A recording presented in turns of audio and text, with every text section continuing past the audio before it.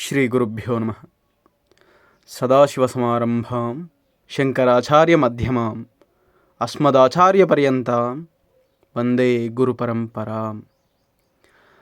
చాలా సందర్భాల్లో ఇతరులపైన పరమాచార్య స్వామి వారి ప్రేమ బహిర్గతం అవ్వదు.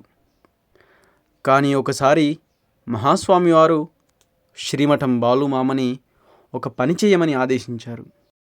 ఆ సంఘటన గురించి బాలుమామ ఈ విధంగా వివరించారు. శ్రీమఠం మకాం షోలాపూర్లో విడిది చేసి ఉన్నప్పుడు ఒక సాయంత్రం మహాస్వామివారు బాలుమామని పిలిచి, ఇతని ఇంటికి వెళ్ళి వారి అమ్మాయిని తీసుకొని తన భర్త ఇంటిలో వదిలిరా అని ఆజ్ఞాపించారు. ఆ మాట విని బాలుమామ నిశ్చేష్టుడయ్యాడు. పరమాచార్య స్వామివారు చెబుతున్న వ్యక్తి స్వామివారికి పరమ భక్తుడు, వైశ్యకులానికి చెందినవాడు, పెద్ద సంసారం కలవాడు. ఏవో కారణాల వల్ల అతని కుమార్తె భర్త నుండి విడివడి తల్లిదండ్రుల వద్దే ఉంటోంది. కానీ ఈ విషయం ఎవరూ మహాస్వామి వారికి తెలుపలేదు. కానీ స్వామివారి నుండి ఇటువంటి ఆదేశం వచ్చింది. ఏమిటి ఈ ఆదేశం? మరొకరు కుటుంబ విషయాల్లో నేను జోక్యం చేసుకోవడం ఎలా? ఆ అమ్మాయిని తీసుకొని వెళ్ళి తన భర్త ఇంటిలో వదిలి రావాలా?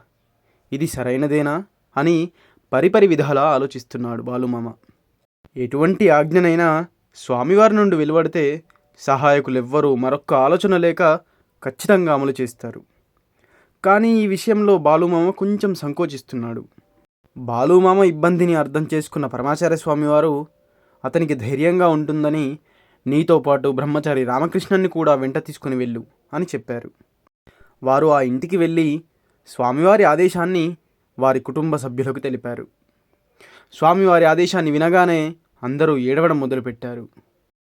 అమ్మాయిని అక్కడకు పంపడం అంటే ప్రేమతో పెంచుకున్న చిలకను పిల్లి వద్దకు పంపడమే అని వారందరికీ తెలుసు.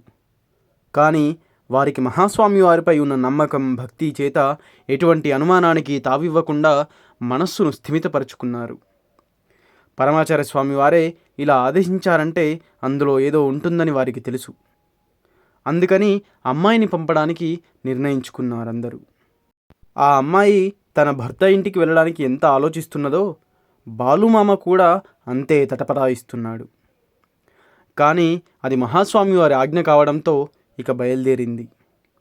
ఏమి జరుగుతుందో అని భయపడుతూ ముగ్గురు బయలుదేరారు. వీళ్ళు అక్కడికి వెళ్ళగానే అత్తింటి వారు ఎంతో సాదరంగా వాళ్ళను ఆహ్వానించారు.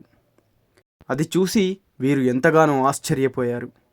ఆమె భర్త కూడా తనని ప్రేమతో ఆదరించి ఇక్కడే ఉంచుకుంటానని ప్రమాణం చేశాడు. అపార కరుణాసింధుం జ్ఞానదం శాంతరూపిణం శ్రీ చంద్రశేఖరగురుం ప్రణమామి ముదాన్వహం. సర్వం శ్రీ గురుదివ్యచరణారవిందార్పణమస్తు. స్వస్తి.